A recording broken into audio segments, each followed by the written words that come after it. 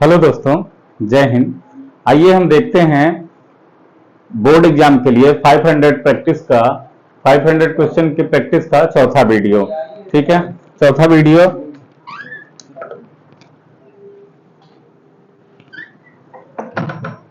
चौथे वीडियो में question number 1 हमारा क्या है, आइए हम देखते हैं। ठीक है, जिन्होंने अभी तक ये 3 वीडियो नहीं देखे हैं, तीनों वीडियो में हमने 10-10 क्वेश्चन की प्रैक्टिस करवाई है, तो उसको देख लें, काफी हेल्पफुल होगा आपके बोर्ड एग्जाम के लिए। ठीक है, अभी से धीरे धीरे 10 क्वेश्चन की प्रैक्टिस हम करेंगे तो लास्ट एग्जाम आते आते लगभग 500 क्वेश्चन की प्रैक्टिस हो जाएगी हमारी। ठीक है, उम्मीद भी है कि इन्हीं 500 क्वेश्चन में कुछ 20 क्वेश्चन फंस जाएंगे, नहीं 20 क्वेश्चन फंसेंगे तो इसी टाइप के क्वेश्चन फंस जाएंगे। ठीक है, आइए हम देखते हैं क्वेश्चन नंबर 1। क्वेश्चन नंबर 1 क्या बोला है हमारा, if a/8, 4 is a midpoint of line joining a and b। a भी एक लाइन है, a b एक लाइन है, a का कोऑर्डिनेट दिया हुआ है, a का कोऑर्डिनेट है -4, 2 और b का कोऑर्डिनेट हमको दिया हुआ है 5, 6। ठीक है, अब उसके बाद क्या बोला है, इसका मिड पॉइंट है c, जो c है इसका मिड पॉइंट है, उसका कोऑर्डिनेट क्या है a/8, 4। ठीक है, then the value will be, यानी a की वैल्यू कितनी होगी ये पूछा है। Then the value of a की वैल्यू कितनी होगी ये पूछा गया है हमसे। तो मिड पॉइंट का फार्मूला क्या होता है, मिड पॉइंट इक्वल टू होता है x equal to x1 plus x2/2, y equal to होता है y1 प्लस y2/2। ठीक है,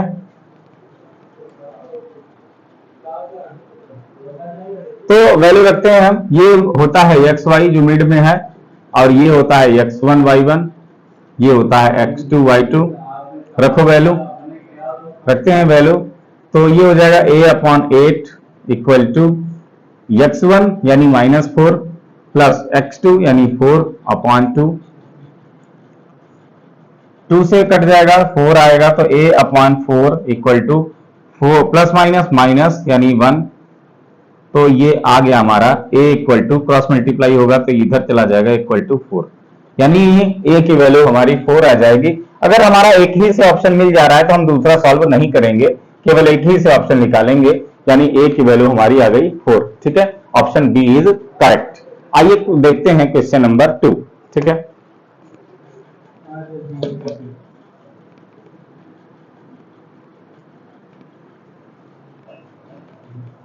क्वेश्चन नंबर 2 हमारा क्या बोलता है, the mean of the following table will be, यानी एक टेबल दिया गया है, उसमें बोला गया है मीन क्या होगा। तो हम इसको बनाते हैं पहले,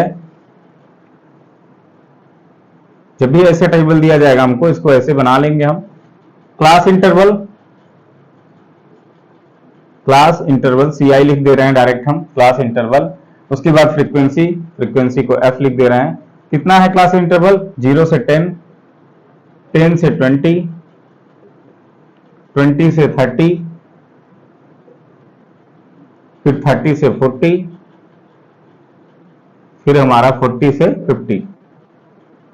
ठीक है, क्लास इंटरवल ये हो गया। फ्रीक्वेंसी क्या है, 5 है, 6 है, 5 है, 3 है, 1 है।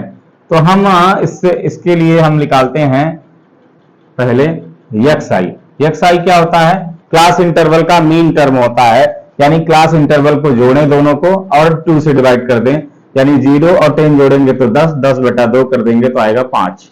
ठीक है, इन दोनों को जोड़ के इसका आधा, इन दोनों को जोड़ेंगे 10, 20, 10, 30, 30 का आधा 15, 50 का आधा 25, ऐसे 35 और ऐसे ही 45। ठीक है, इतना आ गया।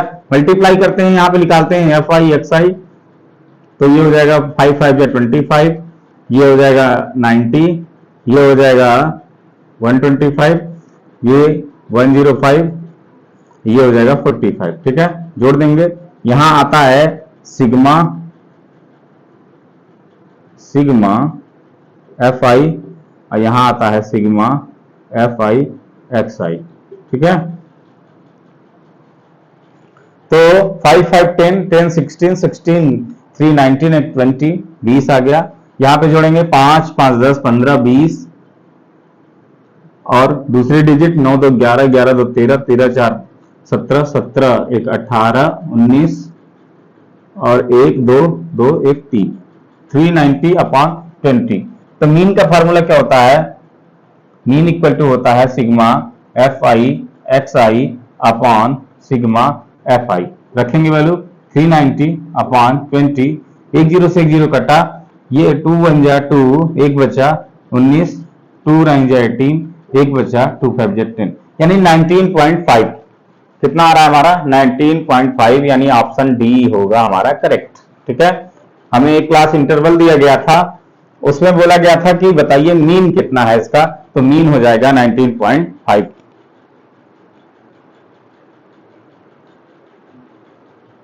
ठीक है, अब बढ़ते हैं हम क्वेश्चन नंबर 3 की तरफ।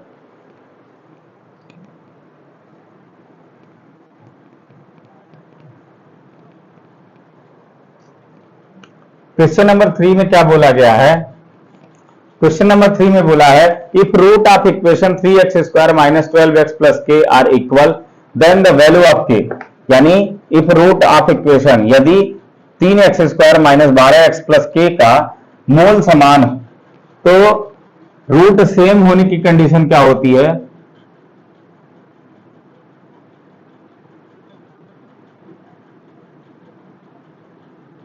रूट सेम होने की कंडीशन क्या होती है?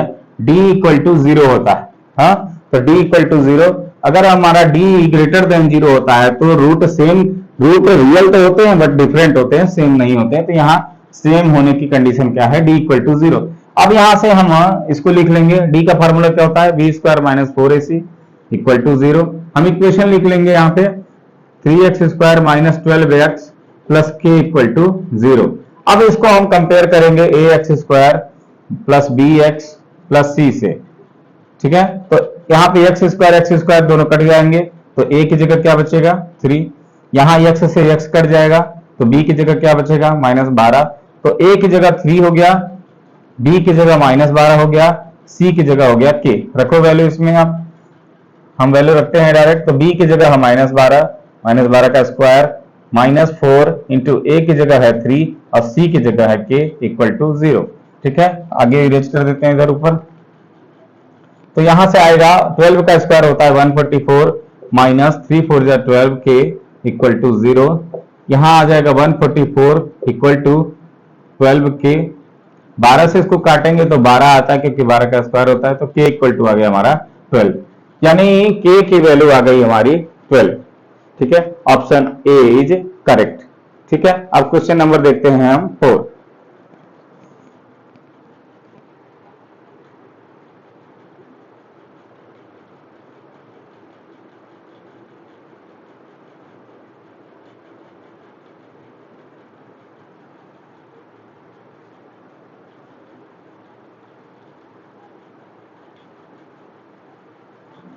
क्वेश्चन नंबर 4 में देखिए क्या लिखा हुआ है, from the given numbers the prime number will be. यानी दिए हुए नंबर में प्राइम नंबर कौन सा होता है?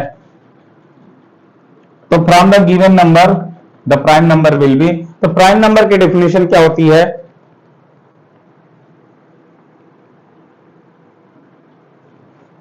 प्राइम नंबर की हमारी डेफिनेशन होती है कि if a number have two factor,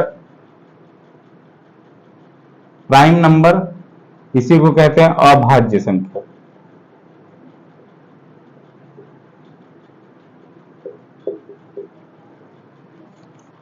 prime number किसको कहते हैं?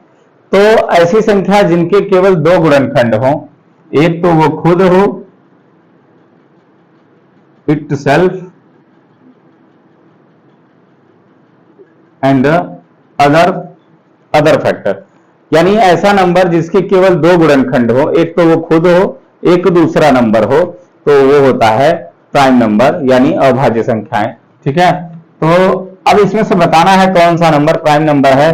तो हम जानते हैं कि 0 प्राइम नंबर नहीं होता है, 1 भी प्राइम नंबर नहीं होता है, 2 प्राइम नंबर होता है, हमारा सबसे छोटा प्राइम नंबर 2 होता है, 8 भी प्राइम नंबर नहीं होता क्योंकि 8 के कई फैक्टर होते हैं, 2 क्रॉस 2 क्रॉस 2। ठीक है, इसीलिए हमारा प्राइम नंबर क्या हो जाएगा 2। ठीक, आगे हम बढ़ते हैं क्वेश्चन नंबर 5 पे। अब हमारा क्वेश्चन नंबर आता है 5। ठीक है,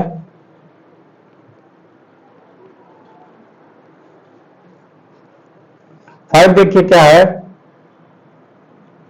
5 क्वेश्चन में क्या लिखा हुआ है, the discriminant between distance between 2.2, 3, 4, 1 will be, यानी 2, 3 और 4, 1 के बीच की डिस्टेंस कितनी है, डी पूछा है। तो डी का फार्मूला होता है रूट का x1 माइनस x2 का whole square plus y1 minus y2 का होल स्क्वायर।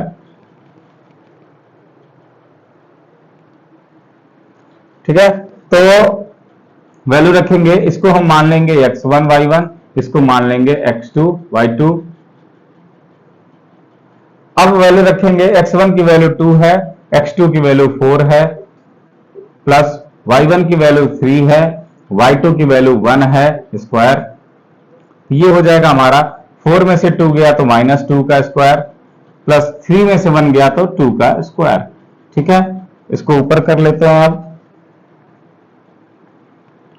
तो ये हो जाएगा हमारा 2 का स्क्वायर करेंगे -2 का तो आ जाएगा 4, प्लस ये आ जाएगा हमारा 4, तो ये 4 मिलके हो जाएगा रूट का 8 को जब बाहर निकालते हैं तो आता है 2√2। ठीक है, तो ये ऑप्शन हमारा हो जाएगा correct 2√2। Option number c is correct 5 का। आगे बढ़ते हैं क्वेश्चन नंबर 6 में। क्वेश्चन नंबर 6 में बढ़ते हैं। ठीक है, √2 कैसे आता है ये भी देख लेते हैं हम। 8 को हम लिखते हैं रूट का 2 क्रॉस 2 क्रॉस 2, और ये रूट क्या होता है, रूट अगर कुछ नहीं लिखा है तो उसकी पावर 2, अगर जैसे यहां कुछ नहीं लिखा है तो पावर 2 होती है। तो 2 होने का मतलब कि ये एक ऐसा दरवाजा होता है जो हमेशा एक पेयर जोड़े को अलाउ करता है आना, हमेशा कपल्स। ठीक है, तो एक पेयर को अलाउ करेगा, तो 2 क्रॉस 2 क्रॉस 2, इस दरवाजे से केवल एक पेयर बाहर आता है, एक पेयर में से एक बाहर आता है, तो एक बाहर आ जाएगा। ठीक है, तो ये हो जाएगा हमारा 2 बाहर आ जाएगा और ये अंदर 2 बच जाएगा। यानी रूट एक ऐसा दरवाजा जो हमेशा एक जोड़े में से एक को बाहर करता है। ठीक है, आगे बढ़ते हैं हम क्वेश्चन नंबर 6 पे।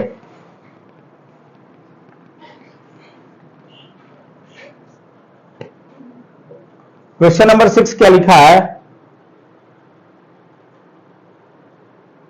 क्वेश्चन नंबर 6 लिखा है the discriminant of the equation 3x square minus 2x plus 1/3 will be, यानी 3x square minus 2x plus 1/3 equal to 0 का डिस्क्रिमिनेंट बताना है हमको कितना होगा। तो डिस्क्रिमिनेंट का फार्मूला होता है d equal to b square minus 4ac। अब इसके सामने हम लिखेंगे ax square plus bx plus c equal to 0। हम x से x दोनों जगह से मिटा देंगे, x से x यहां से खत्म कर देंगे, c की जगह पे 1/3 बचेगा। तो ये हो जाएगा हमारा a की वैल्यू 3, b की वैल्यू -2, c की वैल्यू 1/3 रखेंगे वैल्यू, b की वैल्यू -2 का स्क्वायर -4 इंटू a की वैल्यू 3 और c की वैल्यू 1/3। तो ये हो जाएगा -4 का स्क्वायर करेंगे तो 4, और ये 3 से 3 कैंसिल आउट हुआ, तो ये -4, यानी हमारा डिस्क्रिमिनेंट क्या आ गया 0, यानी option number D is correct. ठीक है, ये रहे 5 क्वेश्चन, ऑप्शन डी करेक्ट होता है, 0 आएगा। ठीक है, अब आगे बढ़ते हैं हम क्वेश्चन नंबर 6 पे। अब आइए देखते हैं क्वेश्चन नंबर 6। क्वेश्चन नंबर 6 क्या कहता है हमारा कि triangle ABC is an isosceles. Triangle 3 types के होते हैं। एक ऐसा ट्रायंगल जिसमें तीनों साइड बराबर होती है, एक ऐसा ट्रायंगल जिसमें 2 साइड बराबर होती है, एक ऐसा ट्रायंगल जिसमें तीनों साइड अलग अलग होती। ठीक है, अगर एक लाइन एक कट लगा हुआ है सभी साइड पे तो इसका मतलब होता है तीनों इक्वल हैं। 2 कट लगा हुआ है तो यानी 2 लाइन इक्वल हैं। अब इस पे एक अलग अलग कट लगे हुए हैं यानी ये तीनों इक्वल नहीं है। एक 2 3, यानी तीनों इक्वल नहीं है। ठीक है, तो बोला है ट्रायंगल कैसा है, आइसोसेल्स। इसको कहते हैं इक्विलेटरल, इक्विलेटरल यानी समबाहु। समबाहु नाम से पता चल रहा है, सम मतलब समान, बाहु मतलब भुजाएं, यानी इसकी सभी भुजाएं समान। ठीक है, अब यहां आता है आइसोसेल्स। आइसोसेल्स, आइसोसेल्स का मतलब होता है समद्विबाहु। समद्विबाहु यानी जिसकी दो भुजाएं बराबर, समद्विबाहु, द्वि मतलब दो, बाहु मतलब भुजाएं, जिसकी दो भुजाएं बराबर हो उसको कहते हैं आइसोसेल्स। यहां आता है विषम बाहु, यानी स्केलन। स्केलन ट्रायंगल होता है जो विषम बाहु। ठीक है, अब क्या बोला है कि ए बी इक्वल टू ए सी। मान लेते हैं ये ए है, ये बी है, ये सी है, तो ए बी इक्वल टू ए सी। बाकी कोई रेज कर देते हैं, तीन टाइप के ट्रायंगल होते हैं, सबको पता है, हमने बता दिया जिसको नहीं पता था। हाँ, अब बोला गया है A B equal to A C. तो एक ट्रायंगल का थ्योरम होता है कि if two side are angle in a triangle then their opposite angle are also equal. ठीक है, यानी कहने का मतलब है कि अगर वह त्रिभुज में दो भुजाएं बराबर हों तो उनके विपरीत कोण भी बराबर होते हैं। ठीक है, ये हमारा थ्योरम है, प्रमेय है। तो देखिए अगर ए बी और ए सी बराबर है तो ए बी का अपोजिट एंगल कौन सा है, सी है। ए सी का अपोजिट एंगल कौन सा है, बी है। तो angle B equal to angle C भी होगा। ठीक है, तो ऑप्शन हमारा हो जाता है सी इज करेक्ट। ठीक है, ऑप्शन सी करेक्ट होता है। आइए क्वेश्चन नंबर चलते हैं 7 पे।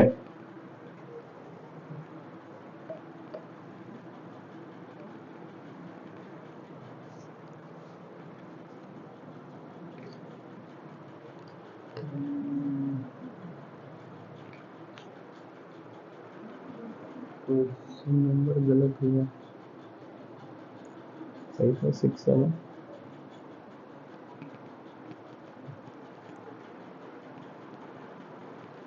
सॉरी, क्वेश्चन नंबर 7 है ये। अब क्वेश्चन नंबर 8 पे चलते हैं। 6 तक कर लिया था हमने, अब यहाँ पे क्वेश्चन नंबर 8 आ गया। ठीक है, 8 नंबर में क्या लिखा है, find the value of x y. Find the value of x y, x y का मान बताना है हमको। X minus 3y equal to 8 एक इक्वेशन दिया है, 5x plus 3y equal to 10 दूसरा इक्वेशन दिया हुआ है। इक्वेशन हम लिख लेते हैं पहले, x minus 3y equal to 8 और 5x plus 3y equal to 10 option दिए हुए हैं, तो हम इसको सॉल्व नहीं करेंगे, सीधी बात है, सॉल्व नहीं करेंगे, हम ऑप्शन रखना शुरू करते हैं। पहला ऑप्शन हमने उठाते हैं, पहला ऑप्शन लेते हैं यहाँ पे, x इक्वल टू 3 एक में रख देंगे, पता चल जाएगा हमको। x इक्वल टू 3 गिवन है और y equal to 5/3, x equal to 3 रखा हमने, माइनस हम लिख लेते हैं ऑप्शन, x इक्वल टू 3 लिखा हमने, y इक्वल टू माइनस 5/3 लिखा हमने, रखेंगे यही वैल्यू। x की जगह पे 3 रखना है, minus 3 into minus 5/3 equal to 8, ये आया 3 और ये माइनस माइनस का मल्टीप्लाई प्लस, ये 3 से 3 कैंसिल आउट हुआ, ये 5 इक्वल टू 8, तो 8 इक्वल टू 8 आ गया हमारा। तो हम सॉल्व नहीं करेंगे, direct option A is correct. ठीक है, सॉल्व करने में काफी टाइम कंज्यूम होगा हमारा, सीधे हम क्या करेंगे, ऑप्शन ही रख देंगे क्वेश्चन में, तो पता चल जाएगा हमको कि कौन सा ऑप्शन करेक्ट है। ठीक है, यही ऑप्शन हमारा करेक्ट है। अगर ये ऑप्शन करेक्ट हो गया तो बाकी कुछ एक नहीं करेंगे। ठीक है, बढ़ते हैं क्वेश्चन 9 में। ये हमारा 9 नंबर क्वेश्चन है, क्या लिखा है आइए देखते हैं।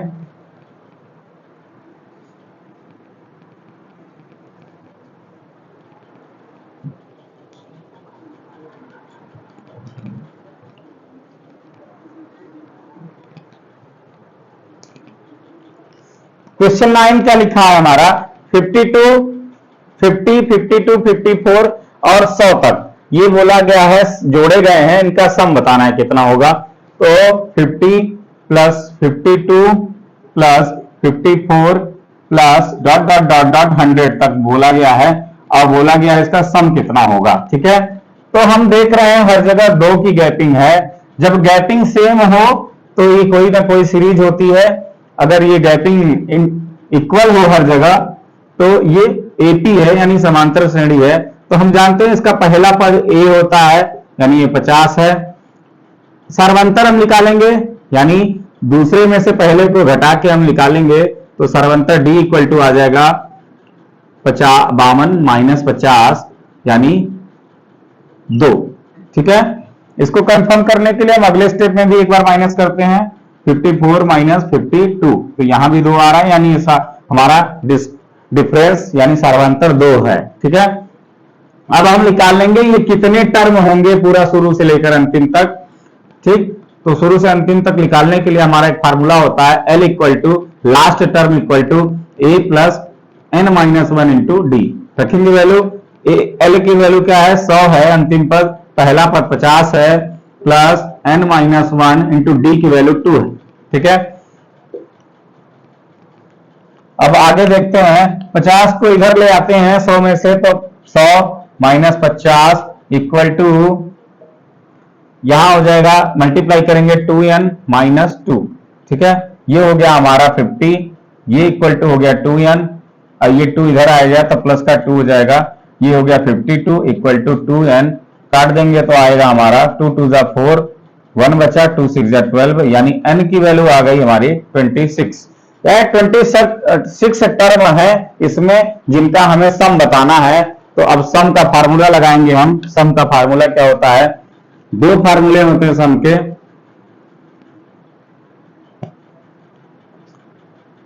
S n equal to, n की वैल्यू कितनी है 26 आ गई, तो S 26 equal to n by 2 plus a plus l, ये सिंपल वाला फार्मूला लगा लेंगे।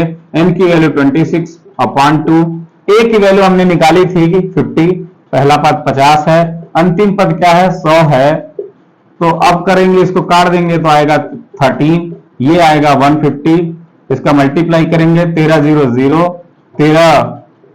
13 5 जा 65, कैरी 6, 13 बन जा 13, 13 और 6 19, यानी 1950 आ गया सम।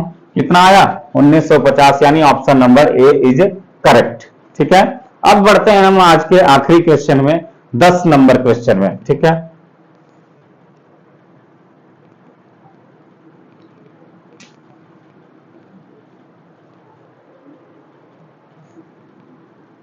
दस नंबर क्वेश्चन में, क्वेश्चन तो दिख रहा होगा आपको लेकिन ऑप्शन नहीं दिख रहा है। ऑप्शन नहीं दिख रहा तो हम ऑप्शन इधर लिख देंगे। ए ऑप्शन है इसका 30 डिग्री, बी ऑप्शन है 45 डिग्री, सी ऑप्शन है 60 डिग्री और डी ऑप्शन है 90 डिग्री। क्वेश्चन पढ़ते हैं हम। क्वेश्चन क्या लिखा हुआ है, क्वेश्चन हमारा है the ratio of the length of a building and it's shadow is √3